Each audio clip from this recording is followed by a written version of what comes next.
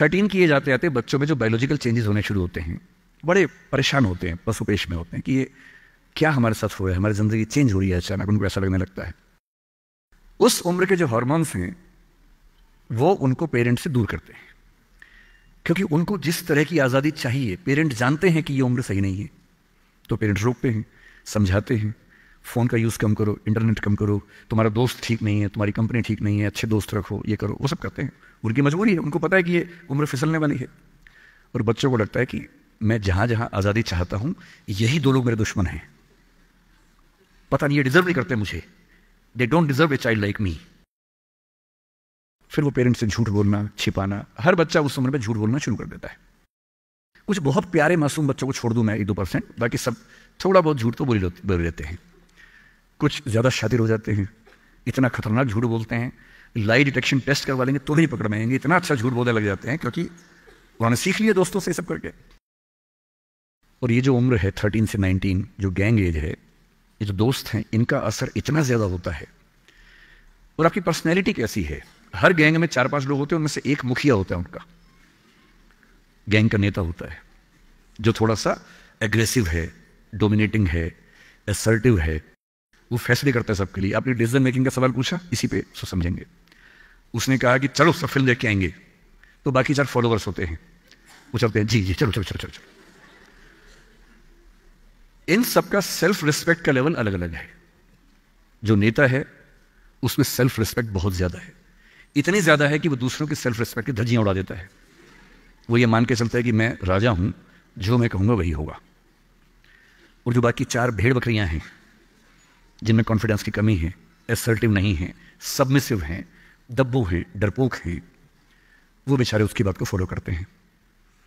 और ये जो 4 है ना, इन पे खतरा बहुत ज्यादा है, क्योंकि जो नेता है वो पहले से बिगड़ा हुआ है, वो हैबिचुअल है कई चीज़ों का, और वो इन 4 को बोलता है आज हम सब ड्रग्स ट्राई करेंगे।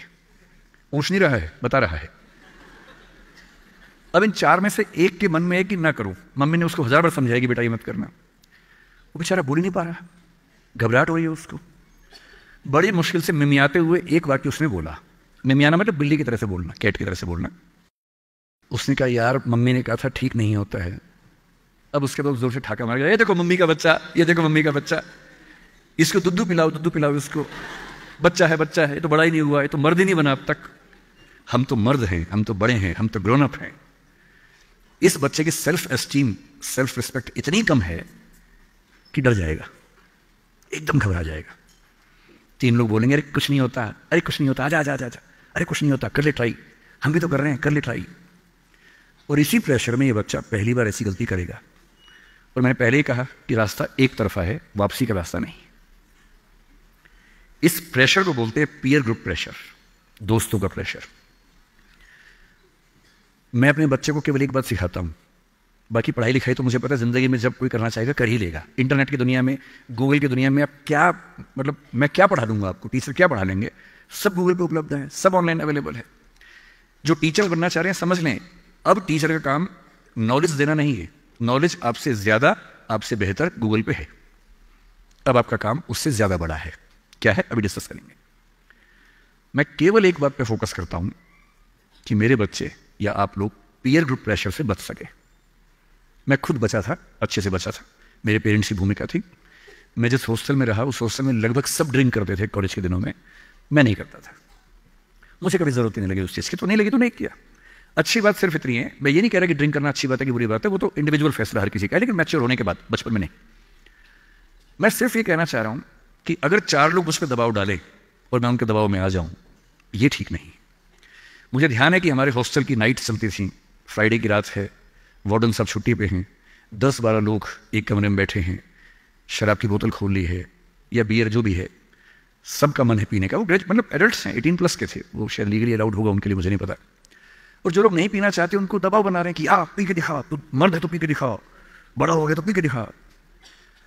जब भी कोई ऐसा दबाव बनाए ना, इतना भी दबाव में नहीं आना है। जैसे भी बोले बड़ा है तो पी के दिखा, आपको बोलना है मैं इसको पिए बिना ही बड़ा हूं। मर्द है तो पी के दिखा, मैं इसको पिए बिना ही मर्द रहता हूं। तुम इसको पी के मर्द बनते हो, हम ऐसे ही मर्द हैं भाई। दोस्त नहीं है क्या हमारा? तो क्या बोलना है, अगर तुम्हारी दोस्ती के लिए मुझे पीनी पड़ेगी शराब, तो मेरी दोस्ती के लिए तुम छोड़ तो नहीं सकते। अजीब बात है भाई। दोस्त, क्या मैं ही तुम्हारा दोस्त हूं? तुम मेरे दोस्त नहीं हो? तुम्हारी दोस्ती के लिए मैं ड्रग्स लेना शुरू कर दूं और मेरी दोस्ती के लिए तुम छोड़ नहीं सकते? अगर तुम छोड़ नहीं सकते तो मैं ले नहीं सकता। और दोस्ती अपनी जगह है, हमेशा ध्यान रखना। भूल के भी कभी कोई ऐसी डिमांड मत करना जो दोस्ती की हदों से ज़्यादा जाती हो। मैं साफ कह रहा हूं, मैं ड्रग्स के रास्ते पर नहीं जाऊंगा, ये काम मैं नहीं करूंगा। मुझसे दोस्ती रखनी है, इन शर्तों के साथ रखो। मैं किसी दबाव में ना आया हूं ना आऊंगा। इसको बोलते हैं असर्टिवनेस। अपनी शर्तों पे जीऊंगा, इसी के दबाव में नहीं जीऊंगा। जो गलत है, नहीं करना है तो नहीं करना है।